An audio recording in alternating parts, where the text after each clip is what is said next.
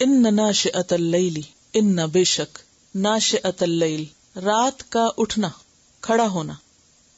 نشا کا مطلب ہوتا ہے نا پیدا ہونا، یعنی پودے کا اگنا، نشو نما بھی اسی سے ہے. آپ نے کبھی بیج سے تنا کھڑے ہوتے دیکھا؟ یوں لگتا ہے نا جیسے جھکی ہوئی چیز سیدھی کھڑی ہو گئی. یوں لگتا ہے جیسے کوئی سویا ہوا تھا اٹھ کھڑا ہوا.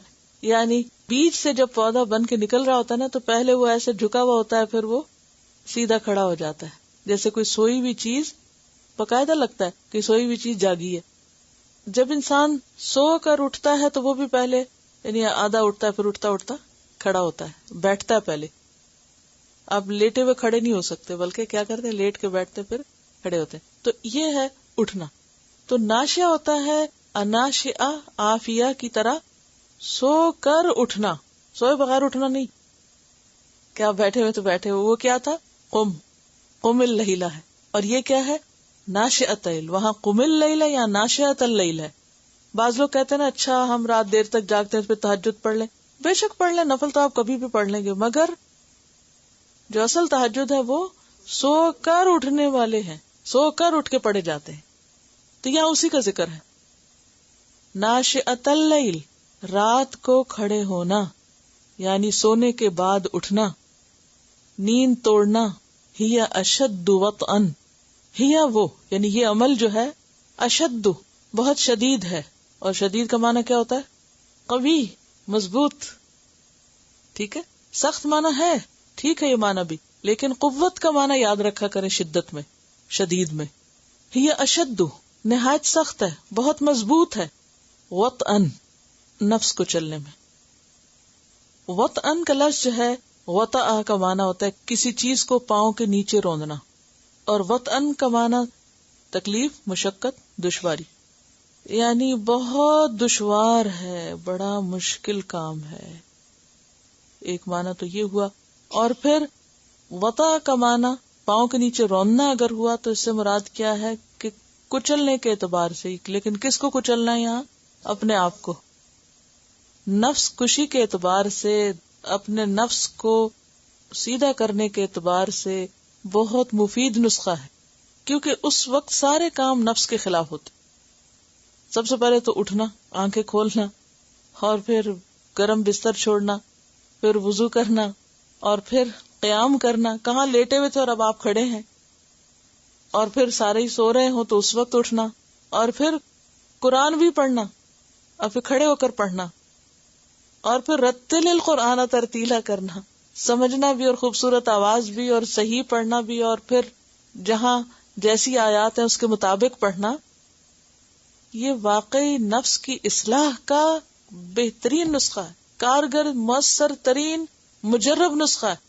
اور ایک داعی کے لیے، دین کی دعوت دینے والے کے لیے ایک لازمی انگریڈینٹ، اس کی زندگی کا لازمی حصہ. اس کے بغیر کام نہیں ہو سکتا. جب آپ کا اپنا ہی اللہ سے تعلق کچا ہے، آپ لوگوں کو کہاں سے جوڑنے چلیں؟ اگر آپ خود اللہ سے مضبوط تعلق رکھتے ہیں قرآن کے ذریعے، نماز کے ذریعے، تو لوگوں کو بھی اللہ سے جوڑ لیں گے. اور اگر آپ کی اپنی زندگی میں نہیں تو پھر باتیں جو ہیں وہ ہلکی ہو جاتی ہیں، پھر اوپر رہتی. تو ان ناشئۃ اللیل ہی اشد وطئا. اور وطئن کا لفظ اگر معاطات سے ہو یعنی با مفعلہ سے، تو اس کا معنی ہوتا ہے کان اور دل کی موافقت، یعنی جو انسان بول کے سن رہا ہو وہ دل میں بھی جا رہا ہو. تو رات کا وقت جو ہے، اور رات کو جب انسان سو کے اٹھتا ہے اور صبح فریش ہوتا ہے اگر ٹائم پر سویا ہو، اس وقت دماغ جتنا تازہ ہوتا ہے اور اس میں جو قرآن سنا جاتا ہے اور جو پڑھا جاتا ہے وہ پھر دل پر بہت اچھی طرح اترتا ہے اور نفس کی اصلاح کے لیے بہت فائدہ مند ہوتا ہے.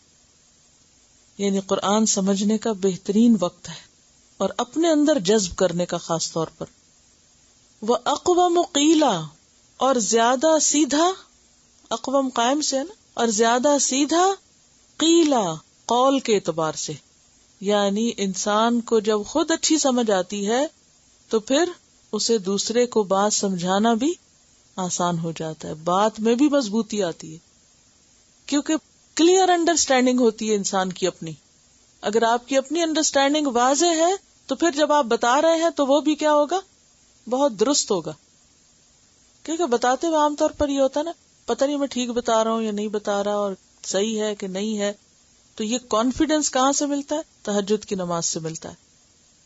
اور پھر آپ دیکھیے کہ قیلہ کا لفظ جو ہے، چونکہ قیل قول کے لیے آتا ہے، بات کے لیے، تو بات میں پھر سب سے پہلے تو اس سے انسان کا اپنا بولنا بھی مراد ہے اور قرآن بھی مراد ہے، یعنی اللہ کا قول.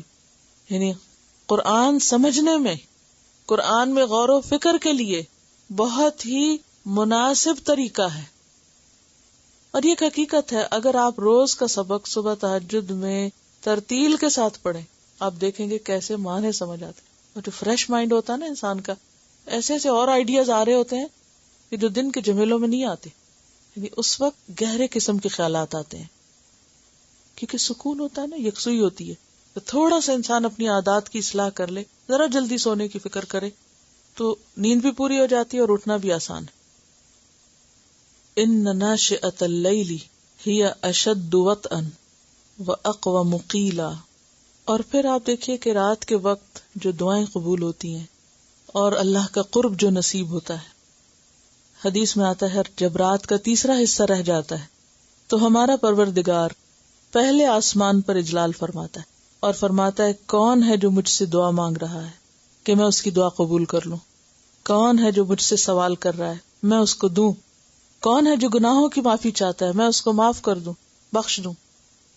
اللہ تعالیٰ خود پکارتے، اللہ تعالیٰ متوجہ ہے آپ کی طرف. اس وقت تڑپ کر اٹھے، ترس کر اٹھے اور خوب مانگے.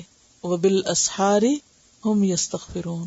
سحری کی استغفار خاص طور پر بہترین دعا ہے. اور یہ حقیقت ہے کہ رات کو سو کے تہجد کے وقت جاگنا جو ہے یہ صرف اللہ ہی کے لیے ہو سکتا ہے. یعنی اللہ ہی کے لیے بندہ اٹھتا ہے، ورنہ کسی بھی کام کے لیے اٹھے تو اس کے لیے رات کے پچھلے پہر میں مزے کی نیند آ رہی ہوتی ہے، تو انسان کے لیے اٹھنا مشکل ہوتا ہے. بغوی کی ایک روایت میں آتا ہے کہ 3 آدمیوں کو دیکھ کر اللہ تعالیٰ ہنستا ہے، یعنی خوش ہوتا ہے. رات کو تہجد پڑھنے والا، نمبر 2 نماز کے لیے صفیں باندھنے والے یعنی درست صف کرنے والے، اور نمبر 3 میدان جنگ میں اپنی صفوں کو درست کرنے والے. نماز میں جو ڈسپلن ہے اور جنگ کے وقت جو ترتیب اور ڈسپلن ہے وہ اللہ کو بہت پسند ہے. اسی لیے آپ دیکھیں کہ 2 وقت کی دعا رد ہی نہیں کی جاتی. ایک جب تکبیر ہوتی ہے اور نماز کے لیے صفیں بن جاتی ہیں، اور دوسرے جو مجاہد فی سبیل اللہ صف میں کھڑے ہوتے ہیں، اس وقت کی دعا رد نہیں ہوتی. یعنی اللہ تعالیٰ بندے سے بہت راضی ہوتا ہے اس وقت. ترمذی کی روایت میں آتا ہے سب سے زیادہ بندہ رب کا قرب رات کے آخری حصے میں حاصل کرتا ہے. بندے کو سب سے زیادہ اللہ کا قرب رات کے آخری حصے میں حاصل ہوتا ہے. اگر تم سے ہو سکے تو اس وقت اللہ کی یاد کرنے والوں میں سے ہو جاؤ تو ہو جاؤ. یعنی اگر یہ ہو سکے تو تم ایسا ضرور کرو. یہ حدیث کے الفاظ ہے، ترمذی کی روایت.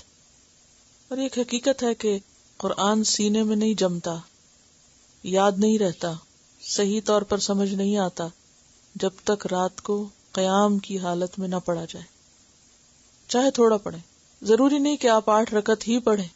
اگر 2 بھی پڑھ لینا، 2 بھی، تو آپ قیام اللیل کے ثواب کے حقدار ہو جائیں گے.